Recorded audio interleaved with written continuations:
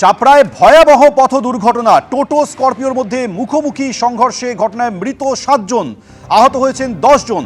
চাপড়া থানার অন্তর্গত লক্ষ্মীগাছা করিমপুর রাজ্য সড়কে এই ভয়াবহ দুর্ঘটনা ঘটেছে। আহত 10 জন এই মুহূর্তে হাসপাতালে চিকিৎসাধীন।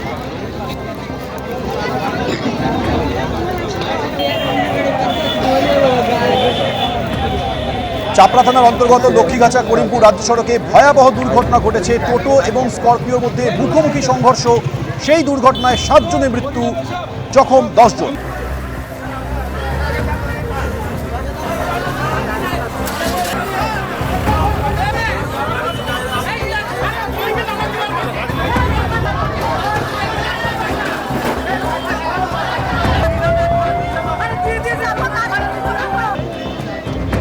ঘটনাটা আমি এসে দেখছি অ্যাক্সিডেন্ট, দুটো টুকটুক ওই লক্ষ্মীগাছা পার করেছি, দুটো টুকটুকি একটা স্করপিও এরকম মাঝ রাস্তায় আড় করে ও গাড়ি ফ্র্যাকচার, দুটো টুকটুকি 8-10 জন লোক ছিল।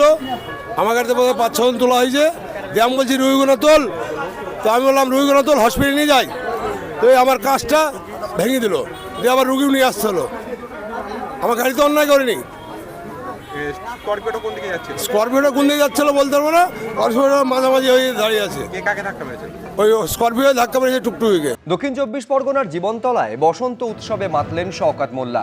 দোল খেলার ফাঁকেই তার মুখে শোনা গেল শুভেন্দু অধিকারীকে নিয়ে কটাক্ষ। আগে 26-এর বিধানসভা ভোটে জিতে এসে দেখান, তারপর মুসলিম বিধায়কদের ছুঁড়ে ফেলার কথা বলবেন। শুভেন্দুকে কটাক্ষ করলেন ক্যানিং পূর্বের তৃণমূল বিধায়ক।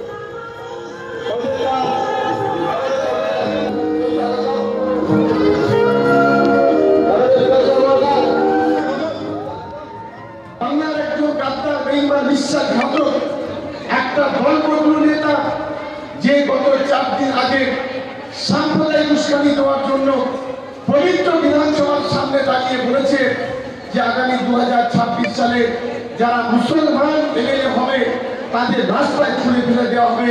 এটা কখনো বাংলা কখনো বলে না। আমি ওকে বলি, আগে 26 সালে ভোটে দিতে এসো, তবে তুমি ছুড়ে ফেলে দেবে। বাংলার হিন্দু, মুসলিম, খ্রিস্টান, আদিবাসী, বাংলার মা বোনেরা তোমার মুখে আগামী দিনে ঝাঙ্গাগালি ঘষে দিয়ে উচিত শিক্ষা দেবে। এই যে শওকত মোল্লা তিনি শুভেন্দু অধিকারীকে আক্রমণ করছেন, তার জবাবে অগ্নিমিত্রা পাল কি বললেন দেখুন। শওকত মোল্লা, হুমায়ুন কবির, তারা এই ধরনের কথা বলছে। আমি তাদেরকে অনুরোধ করবো যে এই ধরনের কথা বলবেন না। এই ধরনের কথা বললে আপনার যারা সাকরেদ রয়েছে তারা হয়তো হাততালি পাবে, হাততালি দেবে আপনাকে। কিছুক্ষণের জন্য আপনি হয়তো বিরাট নেতা, এটা একটা আপনার মনে হবে, কিন্তু পশ্চিমবঙ্গের মানুষ কিন্তু আপনাকে দূরে সরিয়ে দেবে। সে যে দলেরই মানুষ হন না কেন, খারাপ ভাষা যদি পশ্চিমবঙ্গে ব্যবহার করেছেন, পশ্চিমবঙ্গের মানুষ কিন্তু আপনাকে দূরে সরিয়ে দেবে। শওকত মোল্লার বক্তব্য নিয়ে অধীর চৌধুরী কি বলছেন রাখবো আপনাদের সামনে।